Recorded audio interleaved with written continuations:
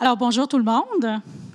C'est vraiment un grand plaisir aujourd'hui de pouvoir venir vous parler de la pédagogie expérientielle à l'ESG. Alors, on a fait un petit topo de ce qui se fait présentement à la pédagogie expérientielle. Qu'est-ce qu'on entend par pédagogie expérientielle? C'est principalement en dehors des sentiers battus. Des cours magistraux habituels. C'est sûr qu'on n'est pas en train de mettre aux poubelles les cours magistraux non plus, mais ça donne un mix, en fait, de cours pour les étudiants où est-ce qu'ils peuvent apprendre de manière aussi plus pratique, toujours sans oublier la théorie. Donc, comment on l'active, la théorie, comment on la comprend, comment on la critique, comment on la réfléchit. Alors, c'est dans ce but-là. Donc, on a fait un petit inventaire de ce qui se fait présentement en expérientiel et aussi pour ce qui est en train de se développer, on vous en parlera aussi plus tard, présentement à l'ESG.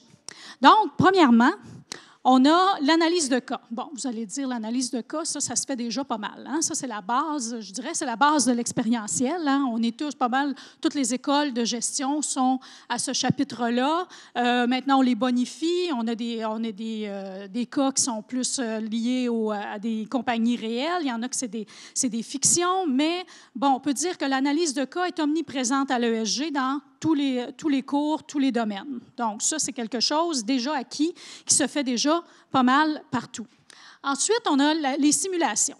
Ça, les simulations, c'est sûr, ça dérive des cas, mais ça va permettre aux étudiants de mettre en œuvre et d'acter, je pourrais dire, au niveau de l'analyse de cas. Ils vont avoir plutôt une problématique, mais il peut y avoir des stations qui sont mises en place et ils peuvent simuler, par exemple, une manufacture. Par exemple, je vais vous donner un exemple qui est plus au deuxième cycle, mais ça ne fait rien. Au premier cycle, on a à plus petite échelle. On a une simulation en gestion de projet où ils font ça dans le gymnase du centre sportif pendant une fin de semaine à chaque automne. Et là, tous les étudiants sont là et ils doivent simuler comment fonctionne une entreprise manufacturière. Donc, il y a des VP, il y a des gens qui travaillent sur la chaîne de manufacture, il y a le président. Donc, ils doivent mettre ça en œuvre. Bien, évidemment, ils sont notés là-dessus. Et donc, ils simulent justement l'entreprise pour mieux comprendre et justement mettre en branle un projet spécifique. Alors ça, c'est un exemple de simulation, mais il y en a bien d'autres. Ensuite, on a les visites d'entreprise. Les visites d'entreprise, bien, ça arrive dans plusieurs de nos cours. Par exemple, en comptabilité de management, dans un de nos cours, on amène les étudiants sur place dans différentes entreprises où est-ce qu'ils vont aller poser des questions, visiter la chaîne de montage. Si c'est une banque, bien là, c'est d'autres choses. Mais ils vont aller voir ce qui se passe au niveau des opérations, au niveau de la comptabilité interne, comment on gère l'entreprise. Donc, ça, c'est super intéressant pour les étudiants, puis ça arrive dans plusieurs cours, mais là, bon, je vous donne l'exemple de comptabilité de management, mais c'est des choses qui peuvent se faire aussi dans d'autres cours et qui rendent plus accessible le milieu aux étudiants. Bon, on sait que nos étudiants travaillent en temps partiel. Bon, ils travaillent, mais ce n'est pas nécessairement toujours dans leur domaine. Donc, ça leur donne d'autres milieux qu'ils peuvent voir, comment ça s'articule, comment ça se décline et aussi, ça peut aussi réveiller des passions parce que des fois, on pense être attiré plus vers un domaine et là, on visite une entreprise, on dit « Mon Dieu, je n'avais jamais pensé à ça ». Et là, ce travail-là fait en sorte qu'ils appliquent les théories sur du concret. Donc ça, c'est des choses qui sont très, très, très appréciées par nos étudiants et qu'on fait de façon régulière. Ensuite, on a, ce qui est intéressant, on a la bande dessinée numérique. Bon, ça aussi... Catherine va en reparler tout à l'heure, qui est plutôt en gestion de projet et compétences humaines. Donc, c'est des bandes dessinées qui mettent en place des problématiques. Là, c'est un peu comme un cas, mais on voit des choses se décliner au fur et à mesure qu'on avance dans la bande dessinée. On a une interaction, par exemple, entre un superviseur, un employé. On va avoir différentes problématiques qui vont être émises et c'est à travers une bande dessinée qu'on fait cette expérience-là. Alors ça, c'est une autre façon d'approcher les étudiants, d'autres façons d'approcher justement la théorie, les concepts, les principes qui s'appliquent justement au niveau de la gestion de projet et aussi du comportement et compétences humaines. Un autre élément dans l'expérientiel, On a des jurys pour certaines compétitions de cas, mais pas là. Je ne parle pas des compétitions académiques. Je parle à l'intérieur d'un cours spécifique. On va faire, comme par exemple pour les comptables, on va faire venir des jurys de l'extérieur du milieu des affaires. On peut avoir des VP, on peut avoir même des PDG qui vont se libérer pour venir juger des cas. Donc, c'est très, très intéressant, enrichissant pour les étudiants d'avoir des personnes du milieu qui vont venir, ben oui, critiquer leur travail, les challenger, leur poser des questions. Et même ces personnes-là, des fois, sont plus que des jurys. Ils peuvent même accompagner durant la session les étudiants comme mentors et justement les conseillers. Et les étudiants peuvent avoir des interactions avec ces personnes-là pour bonifier leur travail, leur analyse, s'ils ont des questions plus concrètes liées au domaine de leur travail, du travail du mentor. Donc, c'est des choses qui sont appliquées dans certains cours à l'ESG et qui, justement, donnent encore une gamme d'expériences à nos étudiants au niveau de l'expérientiel. Donc, ça, c'est quelque chose, les jurys qu'on a depuis longtemps, que ce soit au premier cycle. Au premier cycle, je vais vous dire, ça les déstabilise beaucoup. Hein? Au deuxième cycle, bon, tu as déjà ton bagage de premier cycle, tu dis, bon, tu t'attends à ça, mais au premier cycle, je vais vous dire, quand tu arrives en deuxième année, puis qu'on t'a un jury là, qui n'est pas juste ton professeur en avant qui va te noter, mais que tu invites 3 à 4 personnes du milieu des affaires, ça fait toute une différence. Et les étudiants, bien que ça les rend très, très, très nerveux, ils apprécient beaucoup cette participation-là. Un autre élément qui est tout récent, qui arrive, c'est l'approche Lego. Hein? L'approche Lego, vous allez dire, mon Dieu, on utilise des Legos dans l'apprentissage, dans l'expérientiel, et oui, puis c'est le jeu dans le cadre du travail. Je vais vous expliquer un peu, c'est axé sur pourquoi on fait les choses plutôt qu'axé sur les résultats. Donc, c'est sûr que ça appelle au travail d'équipe, donc c'est du jeu sérieux, hein, on s'entend. Et c'est un mode opératoire axé sur les objectifs. Et il y a toujours 4 grandes étapes dans l'approche Lego. Il y a le défi qui est posé, le problème. En fait, hein, c'est de la résolution de problèmes. Le construire, le partager. Ensuite, le réfléchir et le questionner. Donc, ça, c'est les 4 grands processus, les 4 grandes étapes dans l'approche Lego.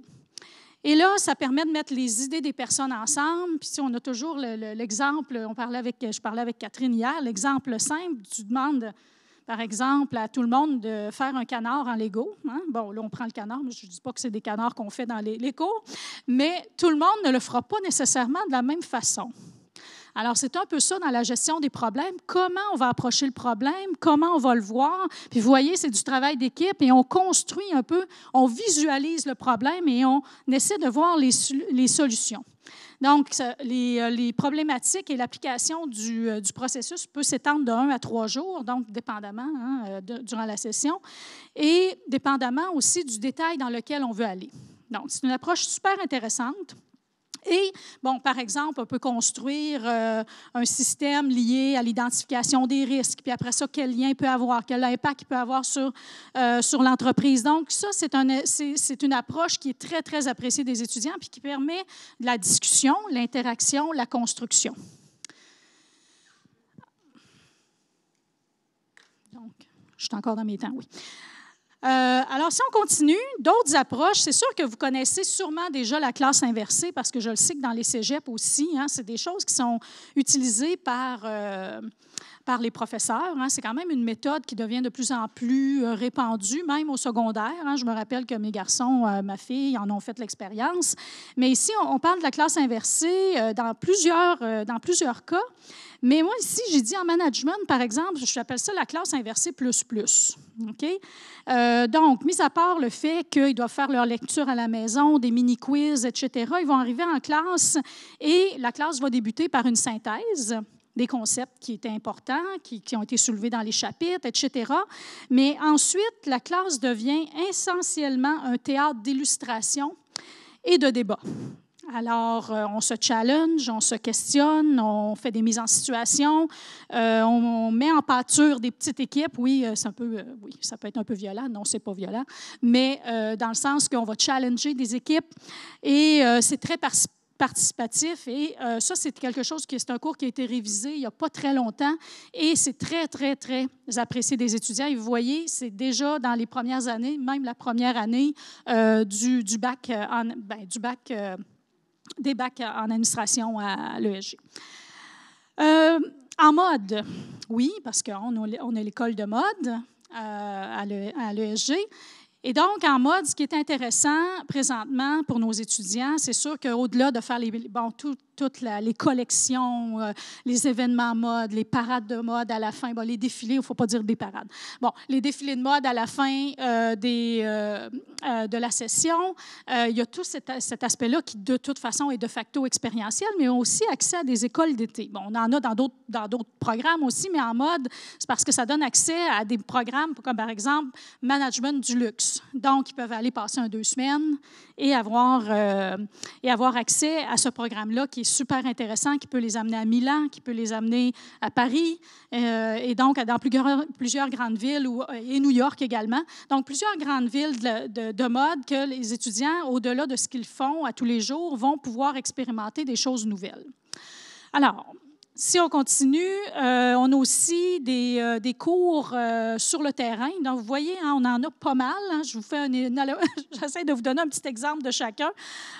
Au niveau de l'urbanisme, en fait, ils font beaucoup de terrain. Ils vont aller visiter, ils vont aller se promener dans Montréal pour voir l'accessibilité. C'est sûr que c'est en lien avec l'intelligence artificielle, c'est en lien avec le numérique. Et ils vont aller voir, aller développer des projets, comment rendre plus accessible la ville intelligente, etc. Donc, beaucoup de visites sur le terrain pour pouvoir développer des solutions à des problèmes et rendre la ville plus agile. Donc, présentement, c'est sur ça que nos professeurs et leurs étudiants travaillent en urbanisme et c'est super pour les étudiants de pouvoir avoir ces accès-là au niveau du terrain, surtout en urbanisme. Hein, et on a la même chose aussi en tourisme. Donc, on a cette expérientielle-là qui est toujours rattachée à nos concepts. Je vais passer la parole à Odette pour continuer.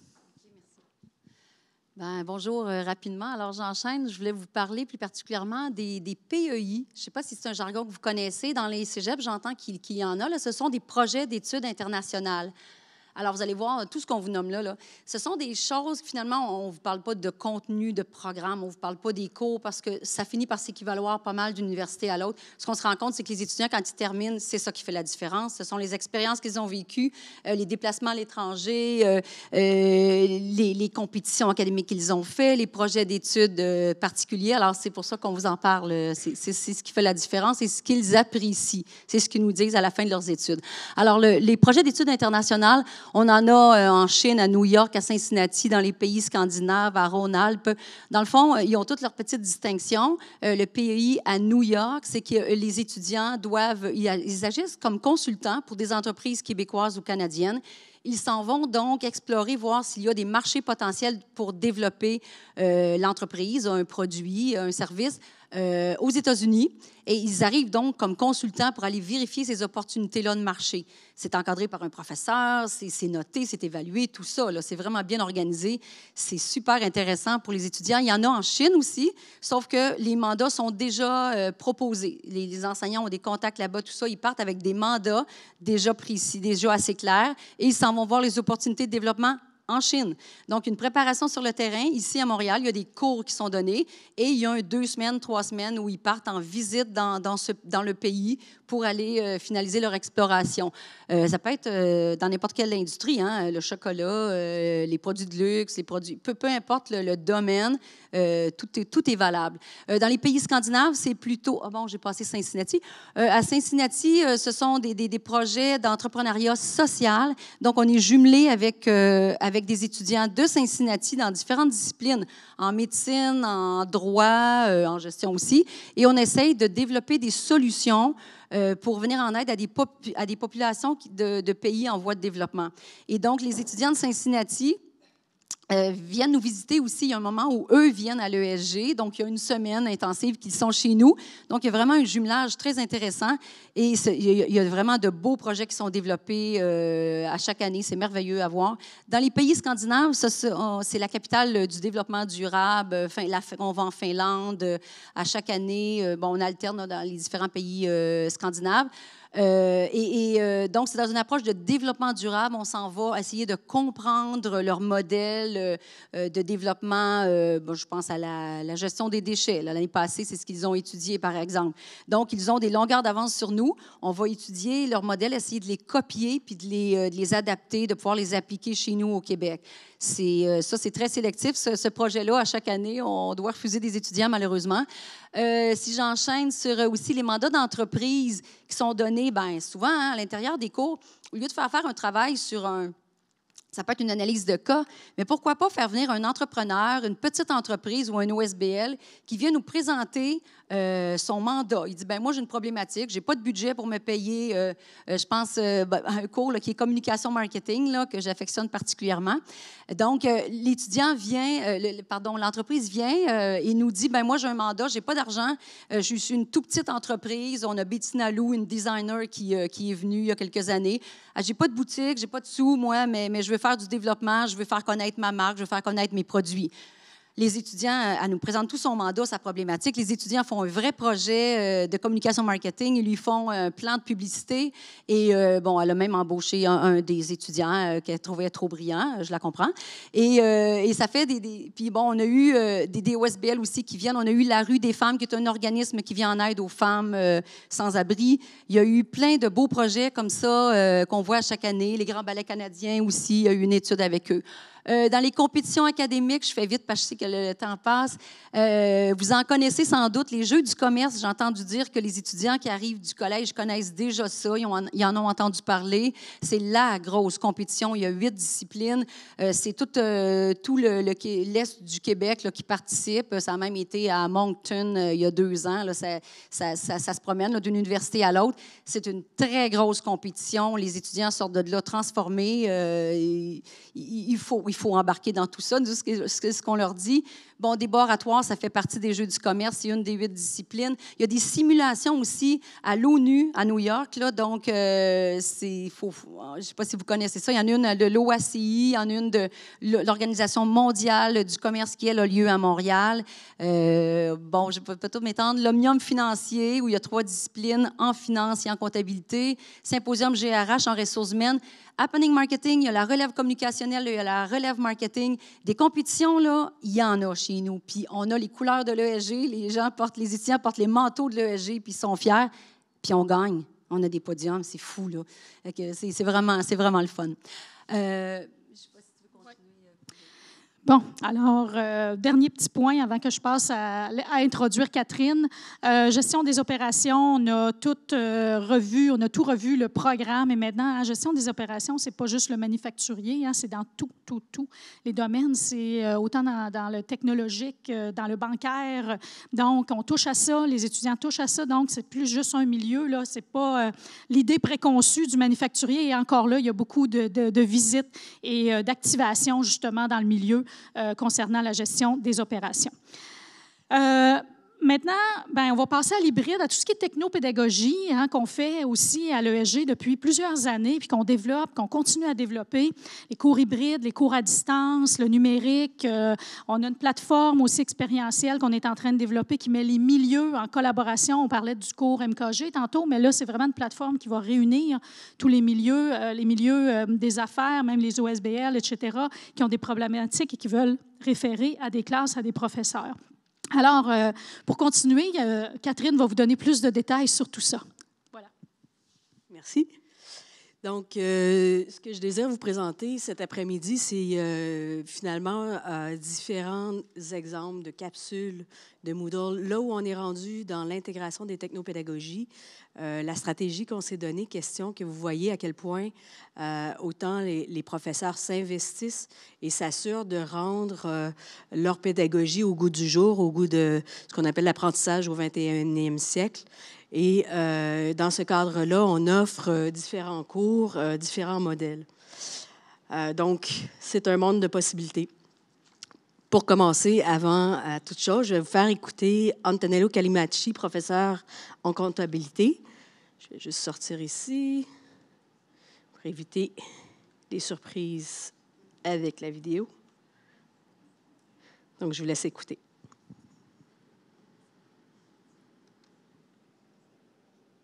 Je suis Antonello Calimetti, professeur et responsable des technopédagogies à l'ESG UQAM. À l'ESG, nous comprenons que conjuguer travail, famille et études est excessivement difficile. Nous voulons rendre les études universitaires plus accessibles, plus flexibles. La plupart des universités répondent à ce besoin en offrant de simples cours à distance. Nous voulons vous offrir mieux. Nous voulons vous offrir de l'enseignement à proximité. En effet, à l'ESG, nous offrons pour un même cours, un cours en présentiel, en mode hybride et parfois même entièrement en ligne. Imaginez, vous êtes un étudiant. Vous venez à notre campus au centre-ville, dans le quartier latin, près du quartier des spectacles. Vous habitez en banlieue, vous travaillez en banlieue, vous ne voulez pas vous déplacer inutilement. Vous pouvez suivre un de nos nombreux cours dans nos campus en région, à Lanaudière, à Laval, à Longueuil ou dans le West Island. Vous avez besoin de plus de flexibilité. Vous choisissez alors parmi un de nos nombreux cours hybrides. Nos cours hybrides permettent de suivre une semaine de cours en présentiel, en classe avec votre enseignant, et la semaine suivante, en ligne, à votre discrétion. Vous suivez le cours quand bon vous semble, car le cours est basé sur des capsules vidéo où vous y voyez le matériel pédagogique et l'enseignant. Vous pouvez le visionner sur votre téléphone, sur votre tablette, sur votre ordinateur, dans le train, au travail sur l'heure du dîner, à la maison une fois que les enfants sont couchés. Si vous avez besoin encore plus de flexibilité, vous pouvez choisir un de nos cours dans notre banque grandissante de cours entièrement en ligne. Mais faites attention, nos cours en ligne ne sont pas de simples cours à distance. Ils sont vraiment des cours à proximité. En effet, le professeur, sur une base régulière, vous rencontrera individuellement en groupe sur une plateforme technologique. Sur cette même plateforme technologique, vous allez pouvoir même faire des travaux d'équipe sans vous déplacer. On souhaite ardemment que vous étudiez à l'ESG. Si vous ne venez pas à l'ESG, l'ESG viendra à vous.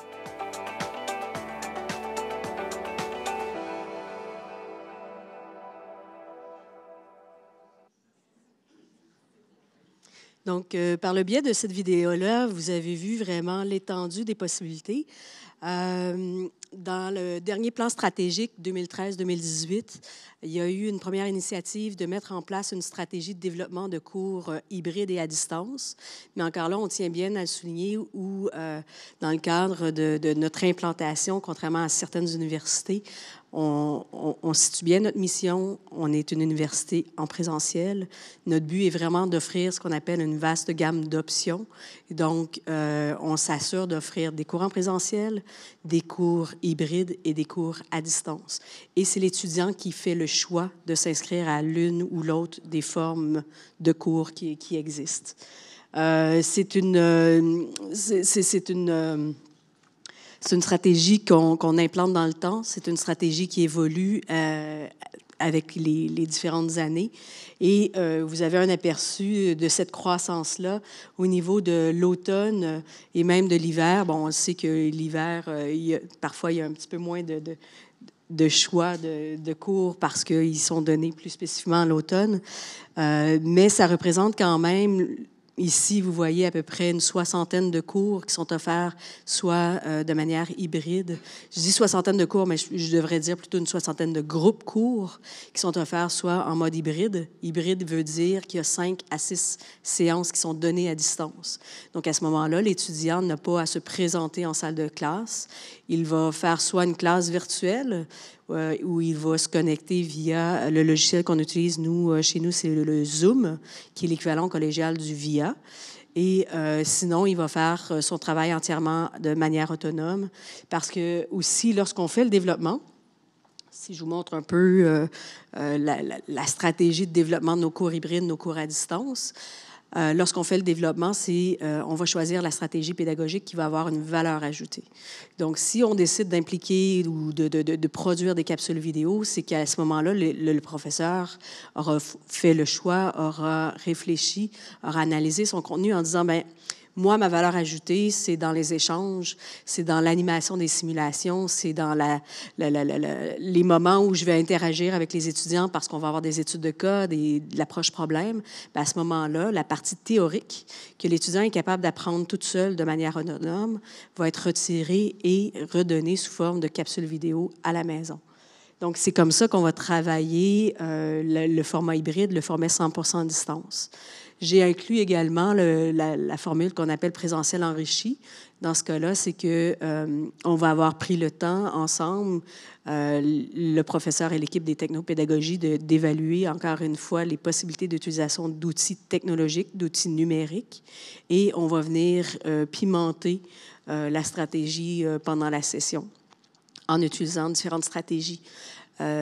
Lisa en a parlé aussi tout à l'heure, des simulations. À un moment donné, il peut y avoir...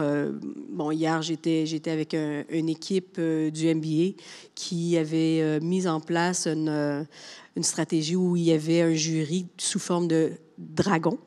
Donc, ils devaient faire leur pitch de vente et les dragons venaient. Donc, ça, ce sont tous des éléments qui permettent un enrichissement. Également, on travaille avec Moodle, que vous connaissez bien. Au niveau collégial, beaucoup utilisent via DeckClick. Nous, on a Moodle à l'interne et je vois certaines personnes sourire.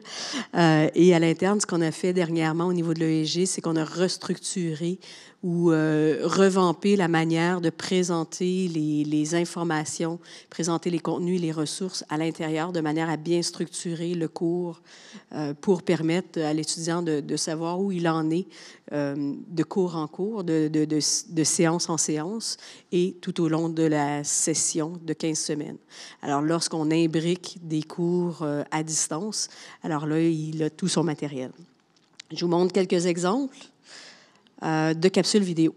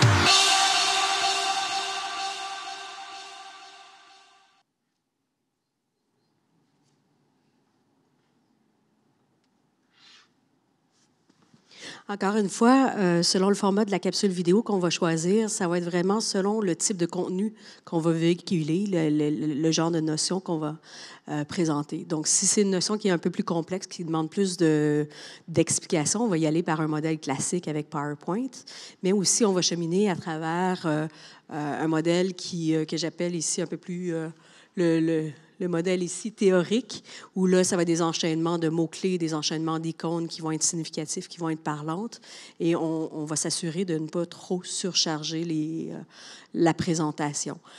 On s'entend aussi qu'on n'est plus rendu juste à s'enregistrer en classe et rendre le contenu tel quel, mais on y va vraiment en capitalisant sur la pertinence de ce qu'on présente dans les capsules vidéo, et on y va de courtes vidéos de 8 à 12 minutes qui va faire en sorte qu'on va venir appuyer ce que le professeur va dire soit en classe ou qui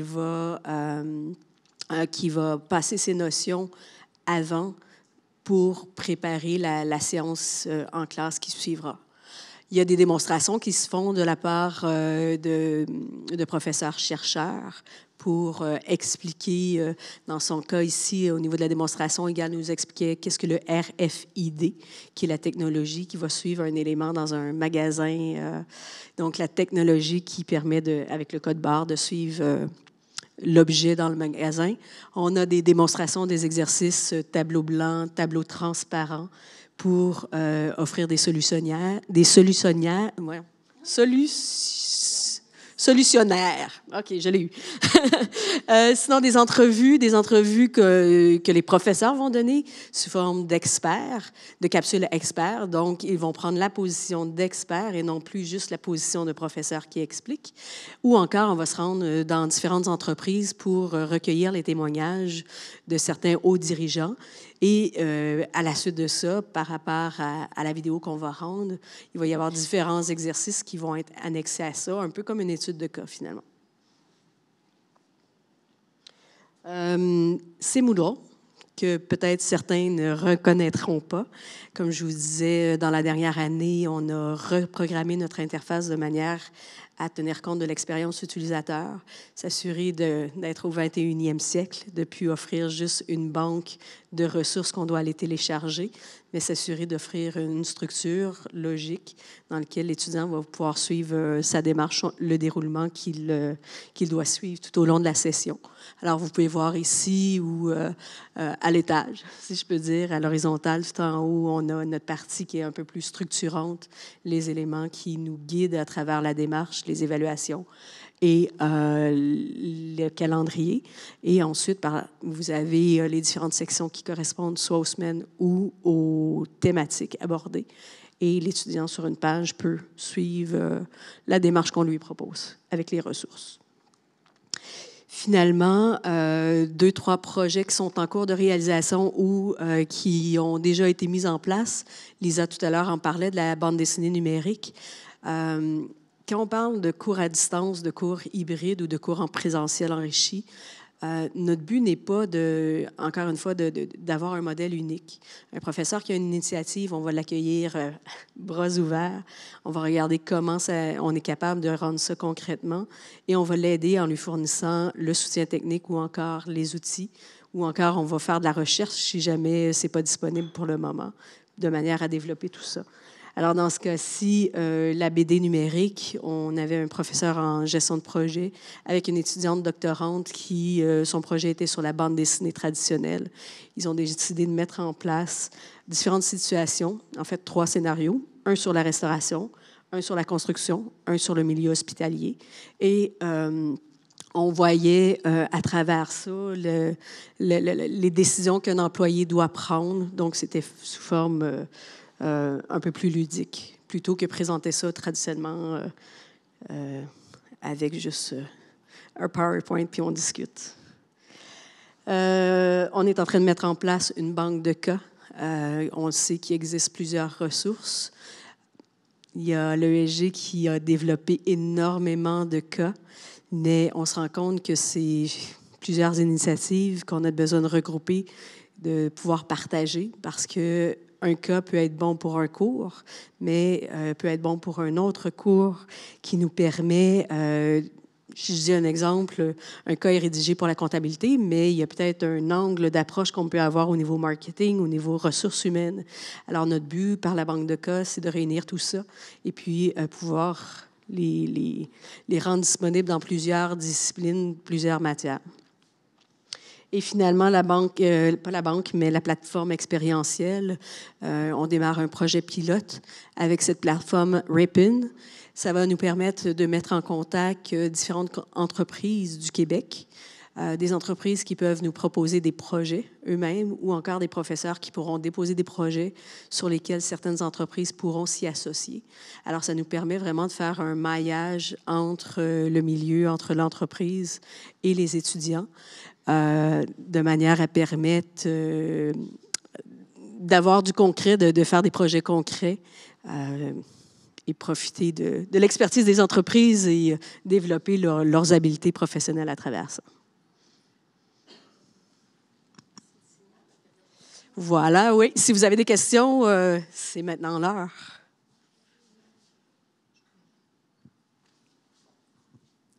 Vous avez des questions? 1, 2. On a vu un exemple à l'écran là, du cours en ressources humaines 1600. Là. Oui. Ça veut-tu dire que tout étudiant qui commence avec le 1600 indépendamment du prof, vont avoir la même offre, là? Tu sais, il y a le Zoom, il y a... En fait, je vais vous répondre oui et non. OK. Parce que dans ce cas-ci, au niveau de l'interface de ce que je vous ai montré, c'est le cours qui est 100% distance. Alors, dans ce cas-ci, au niveau Moodle, on a tenté de standardiser pour les cours hybrides et à distance. Mais ceci étant dit, l'ensemble des objectifs, l'ensemble des contenus sont les mêmes, peu importe si l'étudiant va suivre un cours en présence, hybride ou à distance. Il va Alors, choisir d'avoir à distance, là. Il va choisir son mode de diffusion. OK. Mais son mode dans lequel il va suivre le cours. Mais le contenu, les objectifs sont les mêmes, peu importe le groupe, peu importe la façon dont le cours est donné. Mais un étudiant là, qui est, je vais l'appeler au régulier, là, présentiel, est-ce qu'il pourrait avoir ces technologies-là aussi? Oui, OK. tout à fait. Et je vous dirais, quand je vous dis on tente actuellement de standardiser le hybride et la distance, dans ce cas-ci, il y a de plus en plus de professeurs et d'étudiants qui ont certains cours hybrides qui n'ont pas touché encore, ont des cours en présentiel et qui n'ont pas touché encore tout à fait le hybride et la distance. Ils jettent un œil puis ils font « Est-ce qu'on pourrait l'avoir, nous aussi, pour le cours? » Donc oui, il y a de plus en plus de demandes qui, puis ça aussi, étant donné la liberté académique, étant donné tout l'aspect où le professeur désire mettre en place des stratégies gagnantes pour ses étudiants, bien, on leur rend disponible cette nouvelle façon de voir le contenu sur Moodle, on leur rend disponible, oui. Ces technologies-là sont-elles aussi accessibles pour les autres programmes? Ou c'est uniquement chez vous? C'est pour l'ESG principalement. Si c'est par rapport au cours de l'UQAM, on a une certaine influence. Là, c'est à voir du point de vue UQAM, du point de vue des autres départements, ceux qui veulent adopter, mais on est ouvert à partager. Donc, je sais qu'il y en a qui ont commencé à regarder de façon assez... sérieuse, ouais, de façon assez sérieuse pour peut-être pouvoir l'implanter aussi de leur côté. Merci. Peut-être pour rajouter aussi, là, parce qu'on parle du hybride, mais le hybride ne va pas effacer le présentiel. Le but, c'est de donner le plus d'options possibles aux étudiants, donc dans les formats, pour que ça soit disponible. Donc, autant le présentiel que le hybride. C'est ça, il n'y aura jamais de cours qui ne se donnera pas en présentiel. Donc, il y a un panier de disponibilité.